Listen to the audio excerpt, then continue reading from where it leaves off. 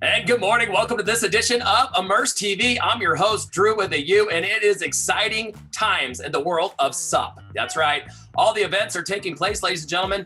And I'll tell you what, we have three amazing guests on the show today. We have Evelyn O Doherty from Stand Up Journal, and then we're going to be checking in with Michael Booth from Australia. And then the man himself, Connor Baxter, is going to be checking in from Hawaii. So a lot coming up right here on Immersed TV.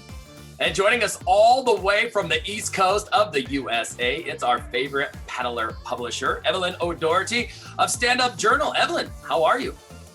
Hey, Drew. I'm doing really well, thanks. We're entering into the summer season here in New York, and everybody's happy, right? Warm water, warm air. We've had lots of swell all spring. So, life is looking good. I just bought 2 new boards, which I didn't anticipate. So, I'm excited just to be on the water as much as possible. Speaking of important things, I see you wearing a new t-shirt with the cover of the summer edition of Stand Up Journal. Why don't you tell us a little bit about that? Thanks, Drew. We're really, Stand Up Journal, here at Stand Up Journal, we're really excited about the direction that the magazine's going in. We have a lot of new material coming in, certainly from the cover here, you can see this is a very different format than, we've seen on previous issues of the magazine, and the idea is at Stand Up Journal, we're moving beyond just stand-up paddling into other water sports. And when you open up the magazine, you see that immediately. We have, in the summer issue, we talk a lot about, there's a great article in here on Chris Burdish and his recent, Transpac Wing project and how that's evolving as he goes. And that is specifically to raise awareness about climate change. He's going to do this incredible, some say crazy journey, right? To launch from Half Moon Bay and California and wing foil. I think it's 2,700 miles to land in Oahu. We have a lot of that, as well as covering, certainly our athletes at the top of the sport. Well, Evelyn, it's always good catching up with you. So many good things happening for the magazine. I can't wait to get mine in the mail. Just have to say, but how do people keep up with you and all the exciting things happening with Stand Up Journal? Thanks, Drew. The summer issue is on newsstands now. You can pick this up in Barnes & Noble, Books A Million, Gelson supermarkets, West Marine retailers, as well as other supermarket chains. So you can look those up and certainly follow along on social media. Both Facebook and Instagram are at Stand Up Journal. Always great to catch up with Evelyn and all the good things happening with Stand Up Journal. Get it before it's gone. Ladies and gentlemen, I tried to stop into Barnes & Noble on the last issue, and I was SOL. I had to call in a favor. So Evelyn, thanks for always taking care of me. And now we're going to switch over to the Gold Coast of Australia. Heck yeah. Michael Booth, Boothy, on the phone. It's been so long. So excited to have you on the show. You have been up to so much. Where do we start? Yeah, well, thanks for having me. Life's been pretty good, very different. 2019, I obviously had a massive year, had a lot of really great success, and coming out of that, I was pretty, worn out. So 2020 was a blessing in disguise, I think, for me. A lot of rest, a lot of recovery, obviously doing lots of different stuff that I probably wouldn't have done otherwise. Like I'm building a house, I got engaged, lots of cool stuff on the way. So, but as far as racing goes, I'm really pumped about, this year, basically after having 2020 off, 2021, just got back into training, tried to get fit and healthy again, and just really enjoying that process. So now it's just all about just whether we can get overseas and travel, and if it's going to be possible, because obviously Australia is, doing their own thing compared to some parts of the world. And then things are changing all the time with the COVID strains, COVID variants. Everyone's got their different opinions on it, but I've been vaccinated and hopefully be able to get overseas and start doing some racing again.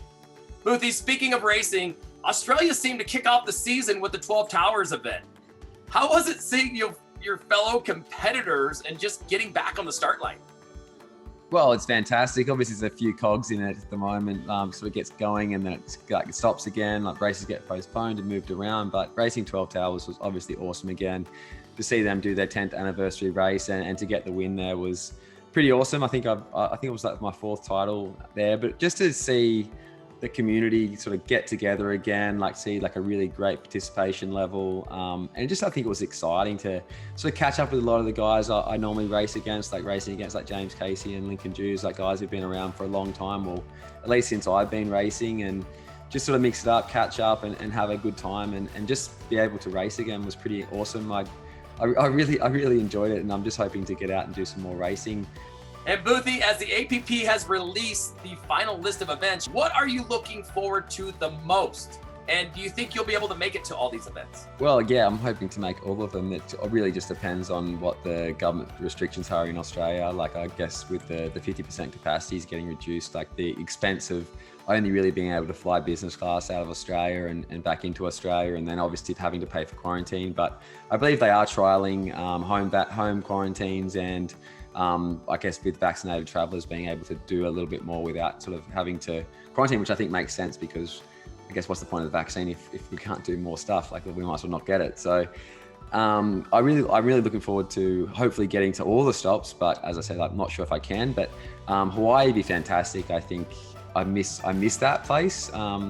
I think I probably was coming out of doing a lot of Europe and sort of America and those sort of stops, but I was really hoping to get to Hawaii actually back in 2020. I had 6 weeks booked, and we're going to like sort of do a lot of races leading into Molokai, and do Maui to Molokai, and actually spend a bit of time on Maui and travel around the island. So that would be an amazing stop to get to. I think obviously you got the Maliko run, which is iconic for every reason. It's probably the fastest downwind run arguably in the world, and I got to win it on one of the flat days, which was great. And then, well, I guess going to Paris, I'd love to get back there. Obviously it's a race that's been really good to me. I've won that race twice now. Obviously it'd be interesting with the sprints out on the river or somewhere like that. That's always a good challenge, but love to get back to Europe. Europe's just really, I feel like, exploding with stand-up paddling in general, so it'd be amazing to get over there. And then obviously Location X, no idea, but it's cool to have something like up your sleeve, and hopefully we get something cool from that. And Michael, you've always been dominant in distance paddling. I know that's been your strength, but in 2019, you were really putting a lot of emphasis on your sprint game. How do you plan on continuing that training and taking on some of the top sprinters in the tour? I think surf sprints are probably better for me through the waves, just purely because I've got like that surf lifesaving background. I spend a lot of time going in and out through the surf. So for me, and with the way that the points are set up, it was always about just trying to get the best result I can in the sprint, and then trying to win the distance, and then hoping I can sort of be up there for the overall. But yeah, like I think, yeah, just trying to get better in all aspects. I'm looking forward to the surf sprints. I think I really enjoy that. But and it also adds a little bit more of an element of not luck, but a bit more of a challenge to all the athletes. So I think that's exciting as well. And yeah, I guess I'll do my best, and hopefully I can get to all the races. Boothie, always great to see you. Can't wait to see you back on the start line, and congratulations on all the Monumental Life events. Your coaching program is blowing up. If people want to follow you on that, how do they get in touch? Yeah, so I'm on obviously all the social media channels, so Michael Booth on Instagram and Facebook, and Booth Training on both those pages. But if you want to email me, michael@michael-booth.com.au. So yeah, check it out. I'd love to work with you. Michael Booth, one of the top coaches, ladies and gentlemen. You want to get trained? That's the guy to go with. Why not train with the top athlete in the world? I mean, I'm just saying. And now, ladies and gentlemen, we're going to go over to the islands, the Hawaiian Islands, the island of Maui, ladies and gentlemen, where Connor Baxter, who has not stopped one bit. The guy's been training, hasn't let off the gas. Connor, thanks for taking the time to join us. How you been holding up? Yeah, man, it's crazy to think. I keep on saying 2020, right? We missed a whole year, and now my son is 1 year old, a little bit over, and it's been a silver lining, blessing in disguise, but definitely ready to get the ball rolling here, and getting really excited, especially watching everyone racing in Europe, Australia, and us here in the US. We've been on the slow burner, so it's motivating. It's it gets me super excited seeing everyone fired up over there in Europe. So definitely really cool to see if Oregon, Hood River in August happens, and then rolling into, the events for APP. So the APP has announced a double-header event in your backyard. How excited are you to have these two events, plus your favorite channel crossing, Maui to Molokai as well, all coming up? I mean, literally steps away from your home. The fact that APP is coming back to Maui is huge. I mean, this is where we started in Hawaii. Oahu had some of the biggest surf events. We had that huge finals over there at Turtle Bay. And it was, for a long time, the mecca of the sport. You know, a lot of the biggest names, a lot of the best athletes were coming out of Maui, Hawaii, and Oahu as well, Mo Freitas, all those guys. So this was the place to be, whether you were training or you were competing or doing the infamous Molokai to Oahu. This was kind of the zone to be in. And now the fact that we have the famous Maliko run that everyone is trying to get over here for, whether it's just for fun or to do a race, and the fact that it's, in my opinion, especially for 14-foot boards, it's the best run going to Kanaha. Pretty straightforward. You're going to have amazing bumps, and you're in that 45-minute to an hour range of paddling. And it might seem quick and short, but you're going all out for 6 to 8 miles. You're sprinting down the coast, every bump, every little swell you can chase down. So it's going to be exciting. And then Hokipa Sprints is a different animal. The fact that basically, I mean, there's no real opportunity to paddle out there in general. When I go to sup surf, it's a little bit, you know, taboo in the sense that not everyone likes stand-up paddlers in the lineup. Luckily, I know most of the people and can kind of get away with it, but bringing a race board out is pure insanity. So there's going to be not too much practicing on the race board in that. So everyone will be on a similar playing field in that sense. I mean, you saw Casper take it out 2 years in a row against Kai and I. It was fun to see. I mean, up on the cliffs, we had Matt Miola, Albie, Kai Barger, all these guys that are pure shortboarders. And they're just coming down for the popcorn, you know, they were watching us, cheering us on. They were placing bets on who was going to win. And it made it super fun and exciting. And to see that side of the community really support it was awesome. And then moving on into the next leg of Hawaii, the Maui to Molokai, which, again, one of my favorite runs. As far as an inner island marathon, you know, over that 2-3 hour mark of paddling, we're going 27 miles. It's a phenomenal run. It's very different from the Molokai to Oahu in the sense that one is a grind. You're paddling 4 hours and you're only going about, you know, 5 miles extra, 27 to 32 miles. You know, it's not a huge gap, but you're adding an extra hour. There's more current, there's more strategy.